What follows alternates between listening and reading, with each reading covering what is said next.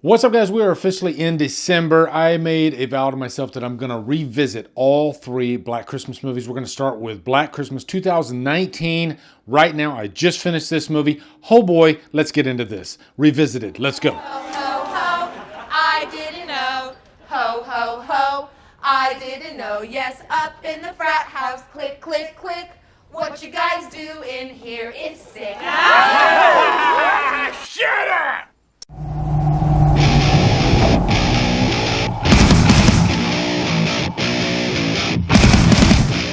Black Christmas 2019 stars Imogen Poots, Carrie Ells, and is directed by Sophie Takal. What's up, guys? Welcome to another revisited review. And I wasn't planning on ever watching this movie again, but one of my viewers, I can't remember who said it, but somebody in my comments said, why don't you do a revisited for Black Christmas 2019 if you dare? He didn't say if you dare, but it's a dare.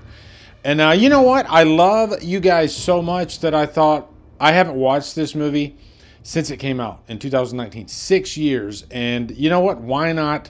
Let's go ahead and do it. Stranger things have happened. Crazy things have happened. Maybe just by chance, I watch this movie and I find some kind of good in there. Is it possible? Could that actually happen? I am the open mind guy. I can go into any movie with an open mind. Yeah, I'm looking forward to diving into this revisited review with you guys. I literally just finished this movie.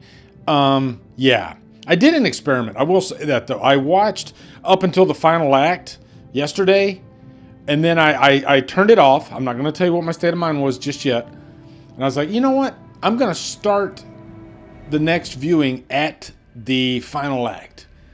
Can that make this movie better? You know, and that's a weird experiment, I know, but I thought, let's give it a shot, okay? And I did that, and that's what I just finished today. I finished the final act, so I watched the whole thing. Before I get into if my mind has changed on this movie, actually, never mind. Yeah, this movie is horrible. It's actually even worse. It's one of the worst freaking slasher movies. Remakes. Just, you pick one. Pick your poison that I've ever seen. It is that much of an abomination, and we're gonna break it all down for you even deeper this time. But before we get started, make sure you subscribe to the channel. I have a goal. Next year, I want to get to 100,000 subscribers. It's not gonna be an easy feat. I probably won't do it, but if I say it, put it into the universe, maybe I can make it happen. Maybe you can make it happen. Maybe you could be part of something really great and special. So, got a lot planned up until the end of the month. I have so much freaking, and I'll just put a little screen cap here because I posted it today on X. I don't even want to say all of that. This is what I got planned and probably more. It's insanity right now. How I'm going to get through the end of December is beyond me, but we're going to try, right? First off, let's give you a quick plot synopsis on Black Christmas 2019 because it ain't a remake of Black Christmas and even Black Christmas 2006. Billy is nowhere to be found in this movie. The only similarities is that it is a sorority slasher type movie, and you got a group of girls, and yeah, that's about it. I can't think of anything else. There are a couple of homages to the original movie throughout, but I still think this movie, they were pretty much trying to capitalize off of the name Black Christmas, but they did the IP a complete disservice by shitting all over it, and it's insanity. So our main character is Riley, played by Imogen Poots. She was SA'd by this guy named Brian, and she's going to remind you of that and how bad men are for the entirety of the rest of the movie. Look, don't get me wrong, guys. SA is a horrible thing, and if you want to tackle that subject in really any genre, you could do it. I'm sure there's been other slasher movies that might have had an aspect of SA, especially in sorority slashers, okay? But this one just beats you over the head with a freaking sledgehammer. And I was reminded of that on this viewing. But it's not just her. Her friends, it's almost like they were SA too, even though they weren't, but they have her back, and it's just, I am woman, hear me roar. And they're just angry. They're just angry throughout this entire movie. So then there are these killings that are going on, and the opening of the movie has this character leaving, going to her grandmother's house, and then she is attacked by this strange cloaked figure.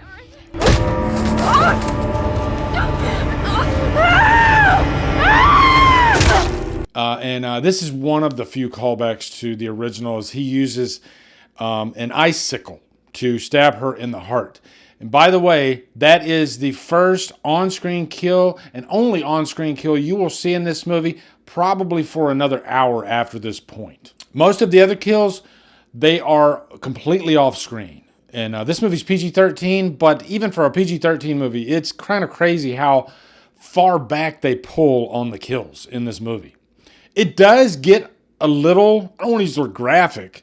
It gets violent, I guess. It does get violent in the last act, as it should. We'll get to the last act. But one of the key points of this movie early in is that they're in this class with this professor played by Cary Elwes. And he's given this lesson on the place that women should take in society. And the switcheroo here is that that article was actually written by a woman. This guy has quite a few complaints, write-ups against him. And so Riley and her friends are putting together this petition to try to get him fired. Let me give you a scene that's very early on in the movie. It's like 10 minutes in, somewhere around there. There is a character that comes into Riley's dorm room, and she takes a pad, tampon, and literally puts it in her jeans in front of Riley. That should tell you everything you need to know about this movie. Subtlety is completely thrown out the window with the dialogue throughout this movie. These women are extremely angry, and there's no like softness to them at all. And to go even further, there are 4 or 5 main women in this movie, because on the cover of the movie there's 4 strong women. Every one of these women has no personality. There is really no character written for each woman in this movie.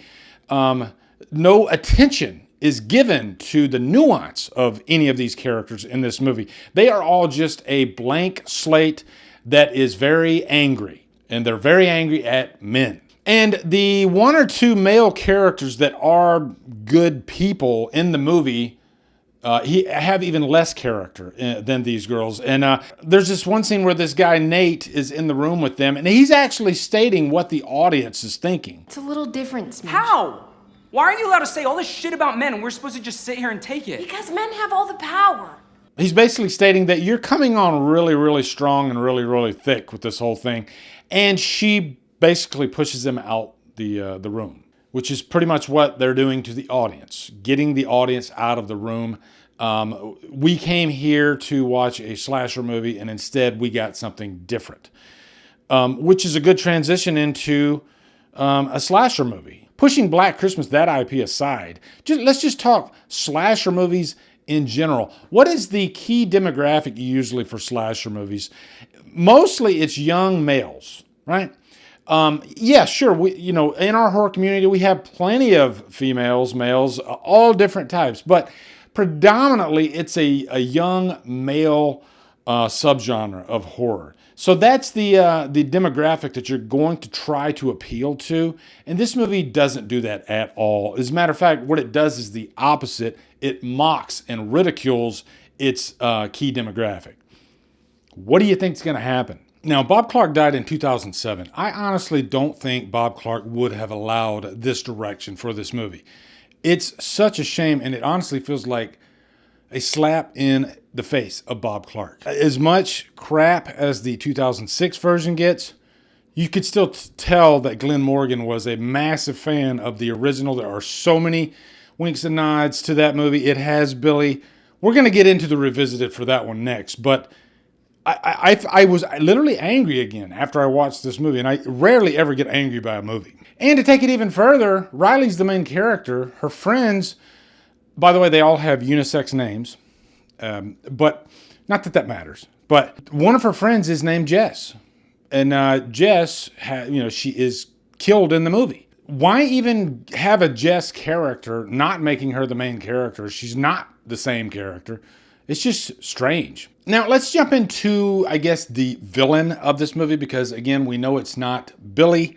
And it's a strange way to go for a villain. It's not a single person. It's basically these pledges for this fraternity. The founder of the fraternity was this guy named Calvin Hawthorne.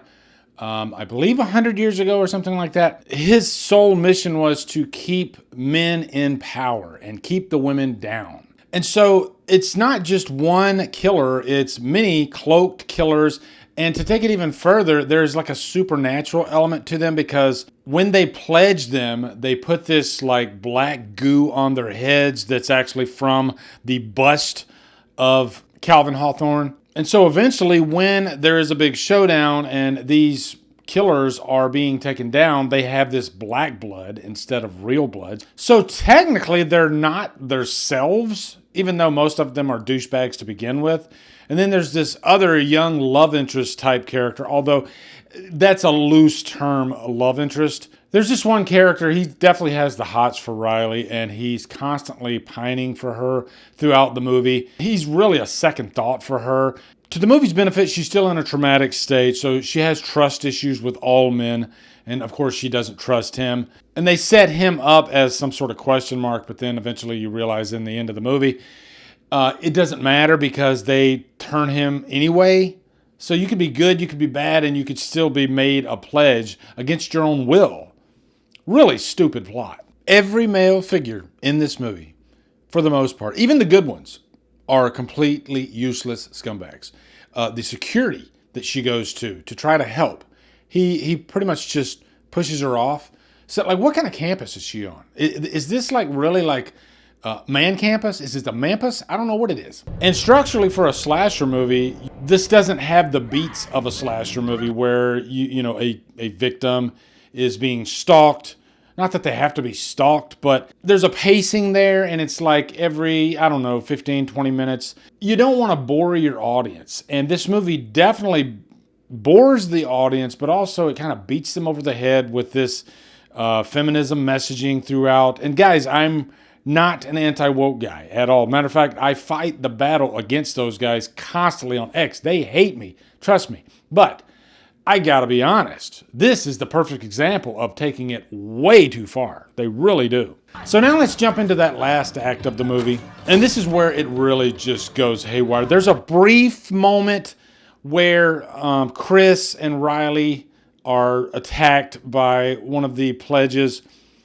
Which, by the way, these guys just kind of appear out of nowhere like apparitions, which is stupid too. Like how they show up inside the actual like dormitory at times when originally they were outside. And you could say, yeah, there's many of them, but still, how did one of them get inside? You know what? I'm nitpicking. I don't like nitpicking reviews. I like just laying out, what I don't like. But yeah, there's a brief moment there where before the reveal happens, even though you don't really care about the killer at all, you don't care about the characters, the protagonist, the antagonist. You don't care about anybody in this movie, but at least there's a moment of tension, just a brief moment of tension before the reveal. But then when the reveal happens, it's just really out there and it's really wild. It's definitely cultish in nature, and you can get yourself into trouble when you start dealing with cults in horror movies. Don't get me wrong, there's some good ones out there, but this one just drops the ball royally. At the end of the day, you just don't have an interesting villain or villains. And it's not even a situation where you can't wait for them to die. I mean, you can't wait for the credits, but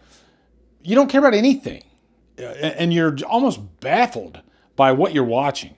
And I gotta say, this is a Blumhouse movie, and I think Blumhouse is hit and miss. They do have some good movies, but how in the hell this movie, even if it's not a Black Christmas movie, because I think originally before I watched this again, I thought, what, maybe I'll approach this like, what if it isn't a Black Christmas movie? Can I enjoy this movie if it's just, what if they gave it a different name? Nope. It's still one of the worst freaking slasher movies I have ever seen in my entire life. It's that bad. It's even worse than the first time I saw it, if that's even possible. I actually bought the Blu-ray when I always said I would never ever own this Blu-ray. As big of a fan as Black Christmas I am, I bought it just so I could rip it, so I could give you guys the quality footage that you're seeing on the screen right now. Because that's just the way I am with these revisited reviews. But yeah, just to finish off the last act, I guess, it ends up in like a Braveheart style battle royale of men versus women. And, they're having an all-out knockdown, drag-out. There's a moment where Riley is covered by Brian, the guy, I think it's the guy Brian, and he's a guy, right? And he's holding her down, and she's able to just like push him off, goes up and grabs the bust, and then she just breaks it. She throws it on the ground, and then that ends the whole thing. And that's it. Wow, what a horrible, horrible, horrible movie. This movie should be studied for how bad it is. It really should. And I think that's, I don't even know how long this Revisited is going to be, but I don't really want to talk about this movie anymore. It pissed me off. It's so bad. And you guys know me. Even if I don't like a movie, I'm not pissed off. I just I rip it to shreds and then I move on to the next thing. But no, this is a new level. And you know what? I haven't given a Looped in Hell rating. Hell, it might be, I don't remember if I gave a Looped in Hell to this first review for this movie. It might have been, I know it's been years. This is a Looped in Hell. I'm giving a Looped in Hell. And I can't even remember the last time I did it, but I know it's been a long, long time. So there you go, guys. And that's just honesty, okay? I go into every movie with a blank slate if I watch it again, and I try my best to find any kind of good in the movie, but no, this movie's just all kinds of ass. Just horrible, horrible. And I think what pisses me off so much is because I'm such a fan of the original Black Christmas. It's one of my all-time favorite movies. And to take a complete shit on a movie of that caliber, and I've told you guys, I don't like Rob Zombie's Halloween. It's, my least favorite Halloween movie according to my latest ranking. Rob Zombie's Halloween is still 10 times better than this piece of crap. It really is, okay? So, yeah, guys, that's it. That's my Revisited for Black Christmas 2019. Thank God that's over. I will never, ever, ever watch this movie again, okay? But I have found one or two people that like this movie. I don't judge you, okay? You like what you like. God bless you. Let me know down in the comments if you probably like this movie a little bit better than me, right? Because I'm at the freaking bottom of the bowl, right? So yeah, let me know what you guys think down in the comments. Also, be sure to subscribe to Drumdums Xtra, my second channel, where you'll get my live stream clips, you'll get my unboxing videos, all kinds of other stuff, even throw some rankings on there sometimes. So yeah, be sure to subscribe to that if you haven't. Come over to Killer Flicks, where we talk horror all day and every day, and on Fridays we do Free for Fridays. Follow me at Drumdums, and I'm a social support me on Patreon. Become a channel member, buy me coffee. Guys, thank you so much for watching. Have a good day. Drumdum out.